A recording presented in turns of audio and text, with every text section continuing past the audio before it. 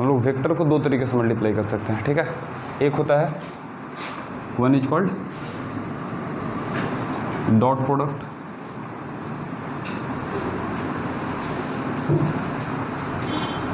और इसको scalar product भी कहते हैं।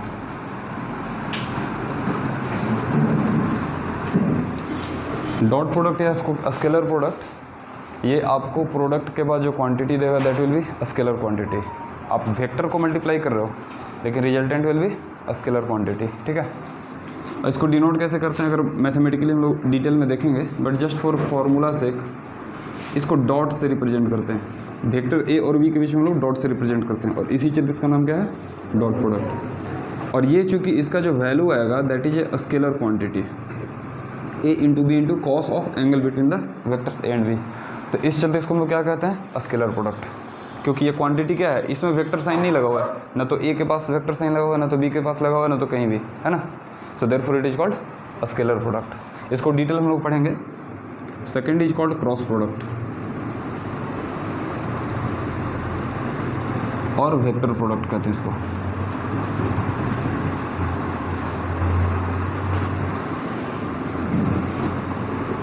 ये क्या है आपको, इसमें जो पहला चीज़ कि इसको जो डिनोट करेंगे, क्रॉस प्रोडक्ट को आप जो डिनोट करोगे उसमें हम लोग ए क्रॉस बी का साइन देंगे, यहाँ क्रॉस का साइन होता है, इस चलते इसको हम लोग क्रॉस प्रोडक्ट कहते हैं, ठीक है।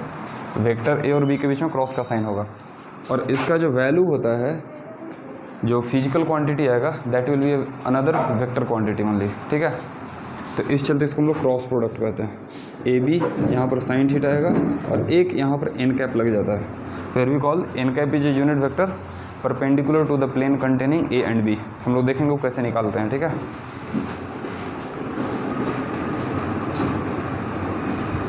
N cap is your unit vector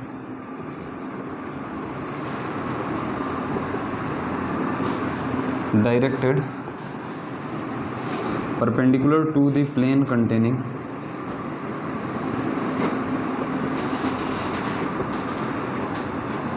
vector a and b, ठीक है। तो यहाँ पर फिर से समझ लो, डॉट प्रोडक्ट में जो प्रोडक्ट हो रहा है that is resulting into a scalar quantity, इस चलते डॉट प्रोडक्ट या स्केलर प्रोडक्ट का है। यहाँ पर जो प्रोडक्ट है after multiplication we are getting vector quantity, है ना, and therefore it is called vector product. चलो लिख लो इतना, ओके। तो एक लाइन में कह सकते हो, it is the product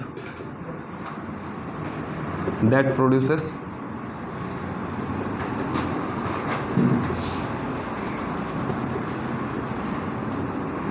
scalar quantity.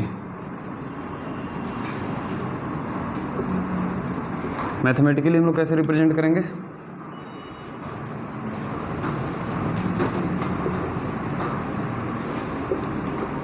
A dot B equal to, अभी हमने लिखा था ये हो जाएगा ए बी कॉस थीटा, ठीक है। अगर ये वेक्टर ए है, ये वेक्टर हमारा मान लो ए है, ये वेक्टर बी है, और इसके बीच में एंगल थीटा है, तो ध्यान देना इसको हम लोग अगर बी कॉस थीटा ध्यान से देखो तो क्या हो रहा है, आप अगर यहाँ से परपेंडिकुलर डाल दो, हाँ, तो इसका प्रोजेक्शन हुआ, B cos theta is nothing but the projection of B along A, नहीं, तो इसको और लिखा जा सकता है A into B cos theta which is equal to A into component of B along A. और ध्यान से देखो तो इसको ये भी तो लिख सकते थे b इंटू, साइड करके लिख देता हूँ, a डॉट बी को हम लोग ऐसे भी तो लिख सकते थे a cos theta into B, नहीं, अब a कॉस थीटा क्या हो रहा है, ध्यान दो, a से अगर परपेंडिकुलर यहाँ डाल दिया जाए, अगर a से हम परपेंडिकुलर डालें तो a का कंपोनेंट एलोंग b क्या हो जाएगा, a कॉस थीटा। हमने पढ़ा था component of any vector along A given direction is what, a cos theta. तो a का कंपोनेंट b के एलोंग कितना हो जाएगा, एलोंग कितना होगा, a कॉस थीटा, हाँ, क्योंकि b के साथ एंगल a का कितना है, theta. So this is your b into component of a along b।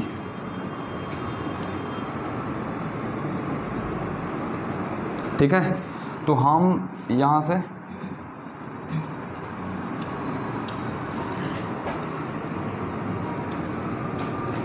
Component निकालने के लिए ये यूज करते हैं डॉट प्रोडक्ट का। We will see the application. ठीक है, पहले इतना लिख लो फटाफट। ध्यान देना यहाँ पर वेक्टर साइन होगा, component of vector B along vector A. यहाँ पर component of vector A along vector B. ठीक है, इसके स्पेशल केसेस ले लेते हैं थोड़ा सा।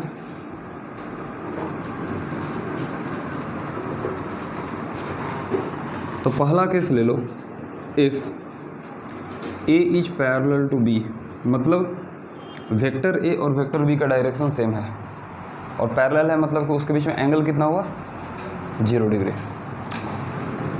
तो that is theta is equal to 0 degree. तो ए डॉट बी क्या हो जाएगा बताओ, ए बी कॉस 0 डिग्री।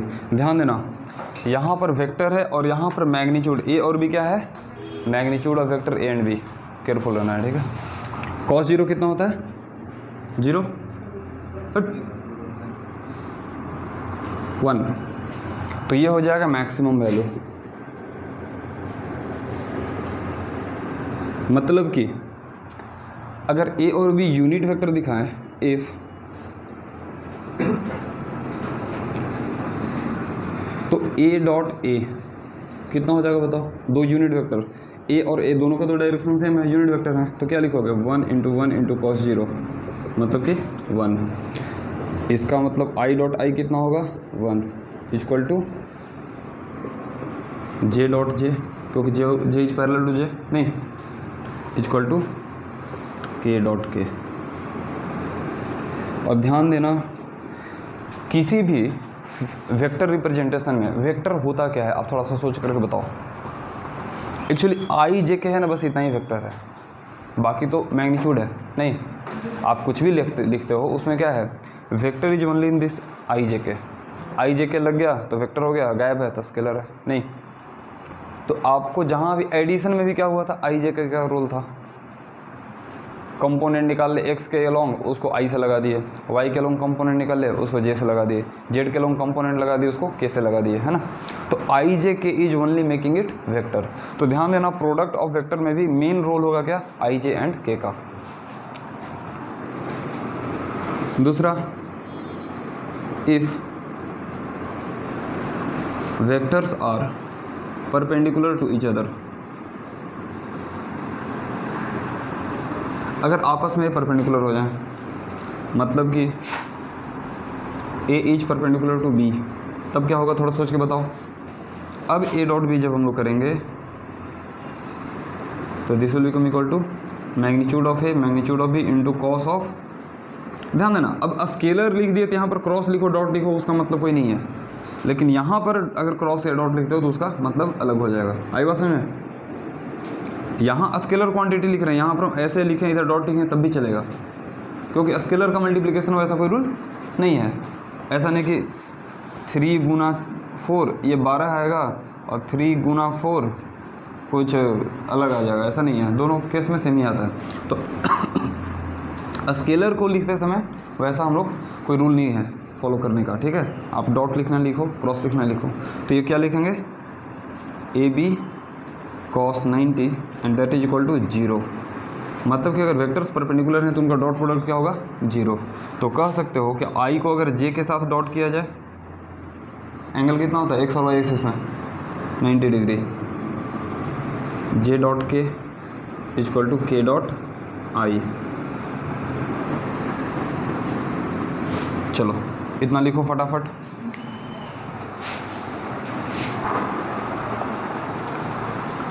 ठीक है,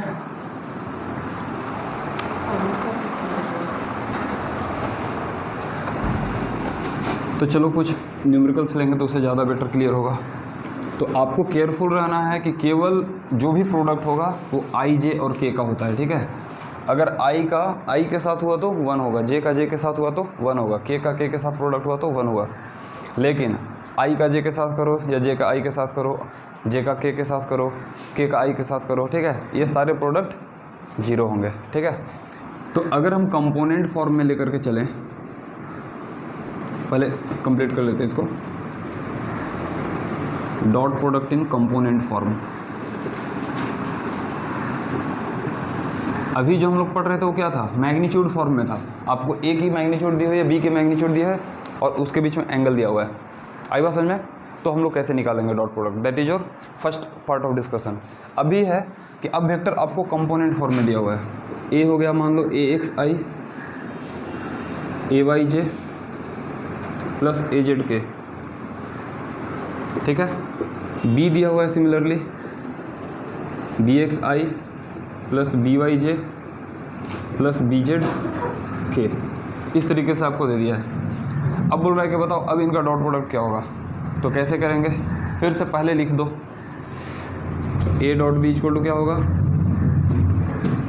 ए X I plus A Y J plus A Z K dot B X I plus B Y J plus B Z K, लिख दिए। अब मल्टीप्लाई करना चालू करो, ए एक्स को बी एक्स से करोगे, आई डॉट आई, ध्यान देना ए एक्स बी एक्स में कोई प्रोडक्ट नहीं हो रहा है, वो नॉर्मल प्रोडक्ट है स्केलर का, क्योंकि मैग्नीट्यूड के बीच में प्रोडक्ट नॉर्मल होता है, ठीक है। लेकिन डॉट प्रोडक्ट किसके बीच में होगा, आई और यहाँ आई के बीच में। आई बात समझ में? तो आई के साथ डॉट प्रोडक्ट कितना होता है, 1। तो ये हो जाएगा आपको A X into B X into 1 रहने देते हैं, है ना। आई डॉट आई 1 कर दिया, अरे बात समझ में, प्लस अब ए एक्स के साथ बी एक्स बी वाई के साथ होगा, तो ए एक्स इंटू बी वाई तो हो गया, आई डॉट जे 0 हो जाएगा। चलो तो उसको नहीं लिखते हैं फिलहाल के लिए। ए एक्स को अब बी जेड के साथ करो, तो आई डॉट के फिर से 0, क्लियर है। अच्छा ए एक्स का तीनों के साथ हो गया, अब बी एक्स का चालू कर, ए वाई का चालू करते हैं, A Y into B X J dot I 0, A Y into B Y J dot J A Y B Y plus similarly अब बता दो ए जेड के साथ किसके साथ वैल्यू देगा, बी जेड के साथ, बाकी सबके साथ क्या होगा। ये समझ में आया कि नहीं। So this is your A dot be in component form. तो अगर कंपोनेंट फॉर्म में दिया हुआ है तो इस तरीके से निकालेंगे ए डॉट बी, और अगर वही मैग्नीट्यूड फॉर्म में दिया हुआ है, ये हो गया आपको। अगर ए और बी आपको कंपोनेंट फॉर्म में दिया हुआ है, और वही ए डॉट बी को हम लोग लिखेंगे A B cos theta if A and B are in given in A and B are given in magnitude form.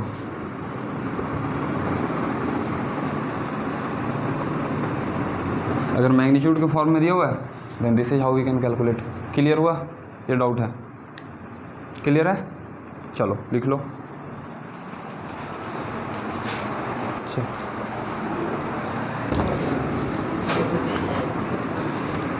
तो आप ध्यान दो, अगर क्वेश्चन आपको दिया रहे तो पहले दो चीज़ ऑब्जर्व करो, आपका क्वेश्चन किस फॉर्मेट में दिया हुआ है, डॉट प्रोडक्ट निकालना है या क्रॉस प्रोडक्ट निकालना है, आपका क्वेश्चन का फॉर्मेट क्या है।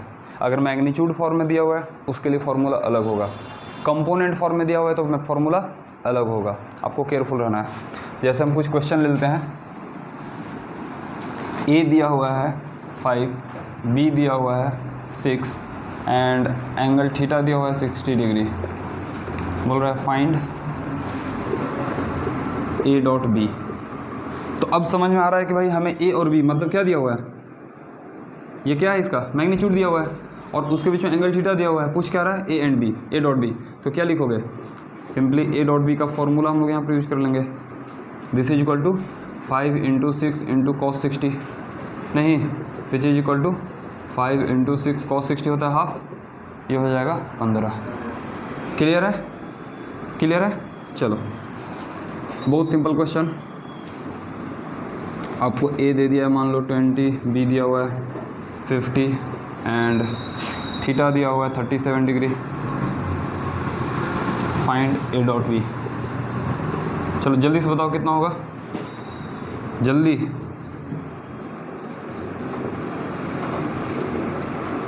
20 इंटू 50 इंटू कॉस 37। कॉस 37 कितना होता है 4/5, तो ये हो जाएगा 1000 4/5 तो 800। ठीक है, अब थोड़ा फॉर्मेट चेंज कर लेते हैं। ए दिया हुआ है 2i + 3j + 5k and B दिया हुआ है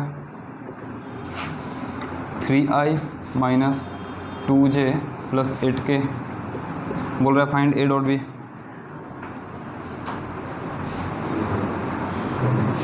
चलो बताओ कितना होगा।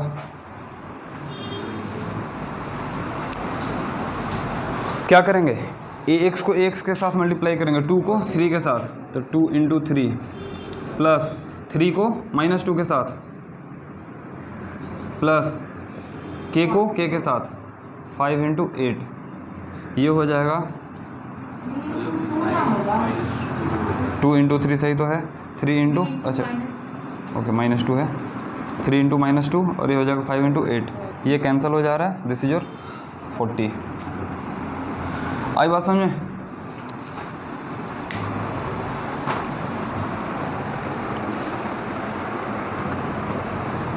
चलो कुछ और क्वेश्चन लेते हैं। चलो 2 इरेज करता हूँ फिलहाल।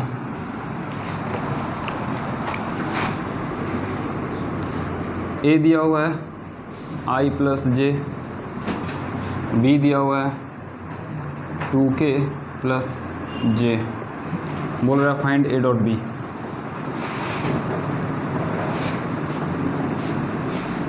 चलो बताओ कितना होगा।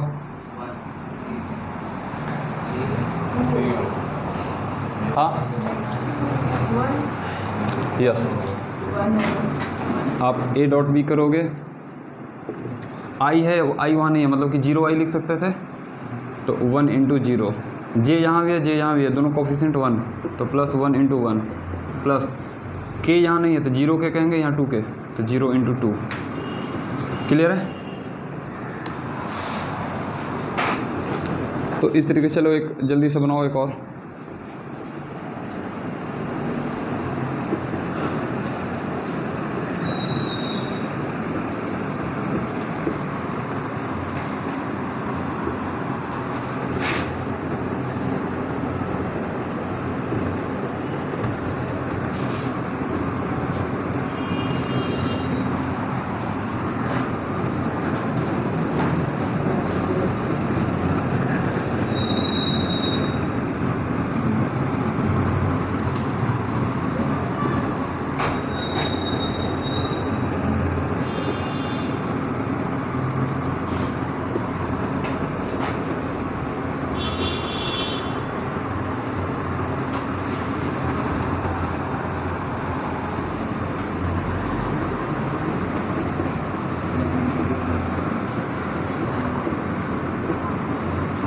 चलो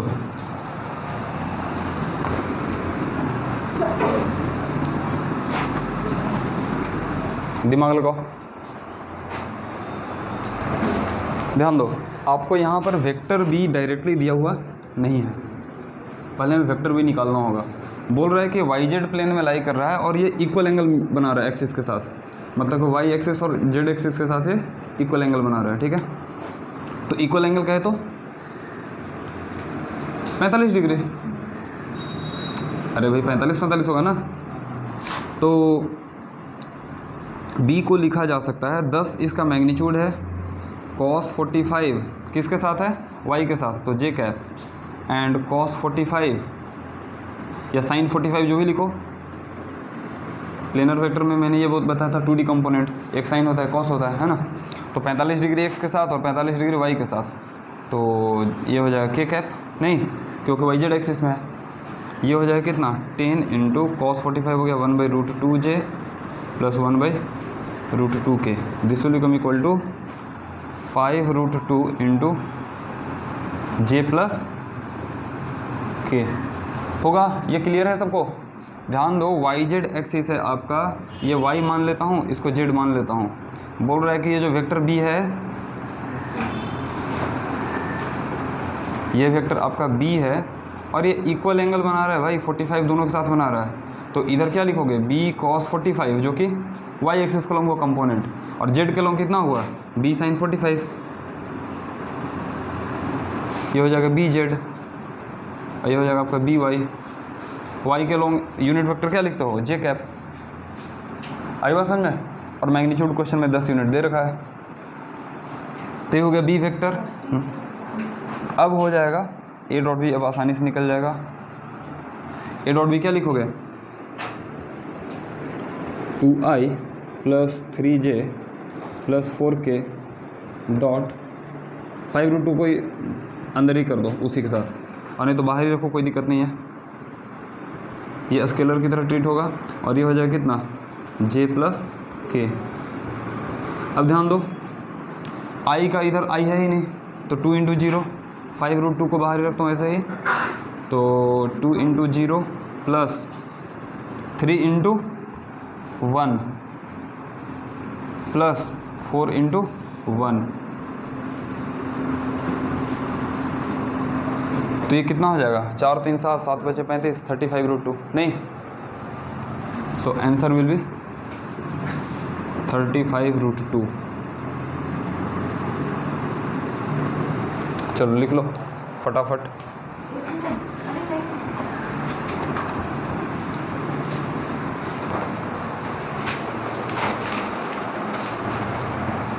चलो इसका एप्लीकेशन लिख लेते हैं, कुछ एप्लीकेशन बेस्ड भी क्वेश्चन ले लेंगे, ठीक है। पहला एप्लीकेशन है इसका,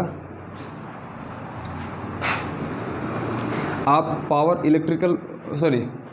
मैकेनिकल पावर क्या कहते हो, अगर फोर्स v है, फोर्स F है और वेलोसिटी v है, तो F डॉट v हम लोग क्या कहते हैं mechanical power, this is called FV cos theta, ये है आपका मैकेनिकल पावर कहते हैं इसको।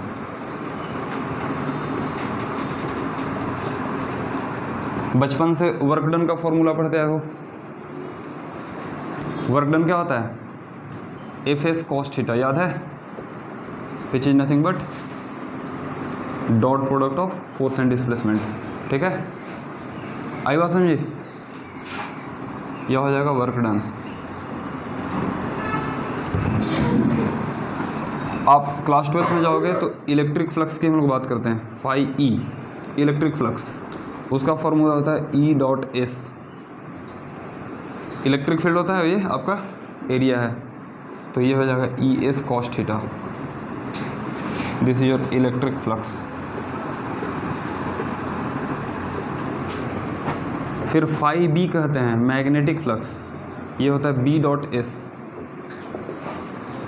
जैसे इलेक्ट्रिक फ्लक्स है ना वैसे ही मैग्नेटिक फ्लक्स है, ये हो जाएगा आपका। तो इन सभी क्वांटिटीज को आपको कैलकुलेट करने के लिए डॉट प्रोडक्ट की ज़रूरत पड़ेगी, ठीक है। दूसरा चीज, to calculate angle between vector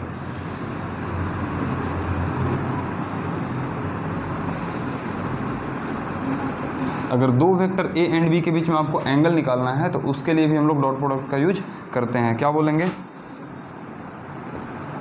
A dot B equal to क्या होता है ए बी कॉस थीटा, तो यहाँ से कॉस थीटा आप निकाल सकते हो, क्या a dot b divided by a into d, तो यहाँ से थीटा कॉस इनवर्स में आ जाएगा, नहीं। लेकिन ध्यान देना ये कब यूज होगा, जनरली व्हेन, ये तभी यूज करेंगे क्योंकि अगर मैग्नीट्यूड फॉर्म में देगा तो ऑफकोर्स एंगल तो देगा ही। थोड़ा सोच के देखो, डॉट प्रोडक्ट निकालने के लिए हमको क्या चाहिए, मैग्नीट्यूड अगर फॉर्म में देखें तो मैग्नीट्यूड एंड एंगल दोनों चाहिए, मतलब कि एंगल वहाँ से हमें निकालने की ज़रूरत पड़ेगी ही नहीं। तब ये कहाँ पर हमें यूज करेंगे, एंगल निकालने का प्रयास कहाँ पर करेंगे, जब कंपोनेंट फॉर्म में दिया हुआ हो। ये एप्लीकेबल तभी है व्हेन वेक्टर्स आर गिवन इन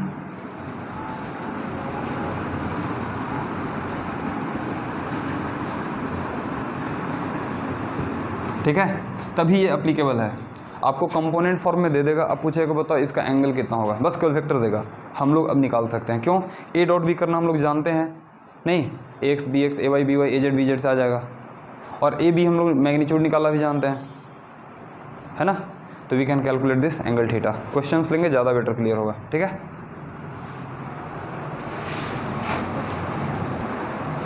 तो ध्यान दो, कुछ कुछ प्रॉपर्टी है उसको देख लेते हैं, फिर निकल लेते हैं ताकि ये वाइंड अप हो जाए, मतलब कि थ्योरेटिकली, ठीक है।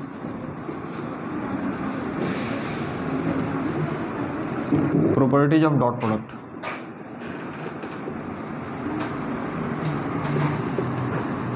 क्या क्या प्रॉपर्टीज है? पहला तो कम्यूटेटिव लॉ फॉलो करता है,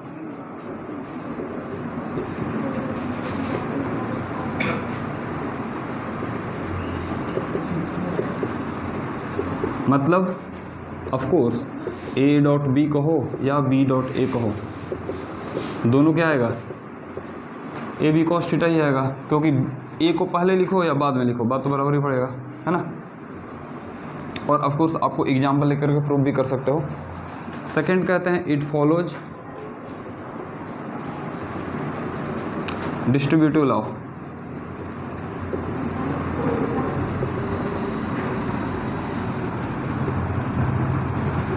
मतलब अगर a डॉट बी प्लस सी है तो क्या लिख सकते हैं, इसको डिस्ट्रीब्यूट कर दो, a dot b plus a dot c, हम लोग कर सकते हैं, ठीक है। आई बात समझ में?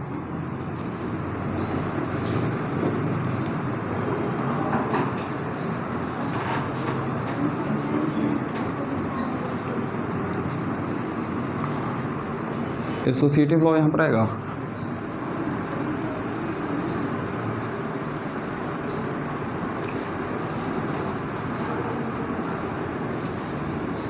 वो नहीं आएगा।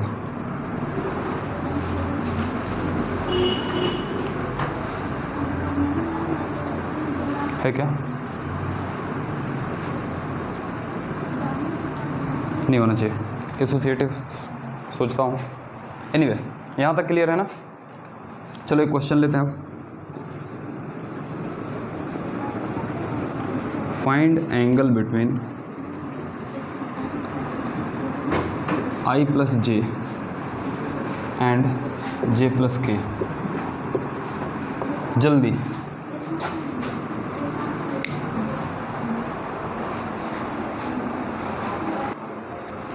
ध्यान दो, पहले इसको ए मान लेते हैं, इसको बी मान लेते हैं। ए डॉट बी करो फटाक से, तो आई के उधर है नहीं तो 1 इंटू 0, जे के साथ 1 है तो 1 इंटू 1, अब के इधर है लेकिन इधर नहीं है तो प्लस 0 इंटू 1, तो हो गया 1, ए डॉट बी हो गया 1। अब हम लोग जानते हैं कि a dot B equal to a B cos theta होता है, और ए एंड बी क्या है? Magnitude of a and magnitude of b. तो ए की मैग्नीट्यूड क्या होगी? Root under 1 square plus 1 square, which is root 2। And similarly b कितना होगा? वही आएगा, ठीक है।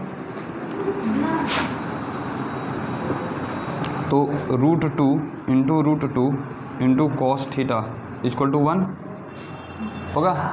तो यहाँ से कॉस थीटा कितना हो जाएगा? हाफ, तो थीटा आ गया।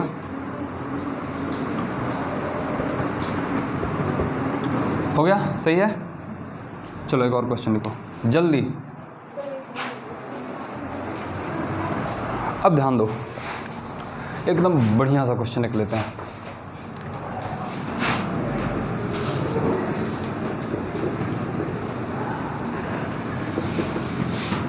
A vector is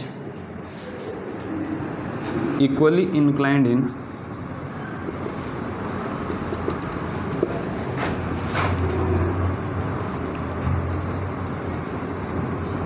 YZ plane and vector B is equally inclined in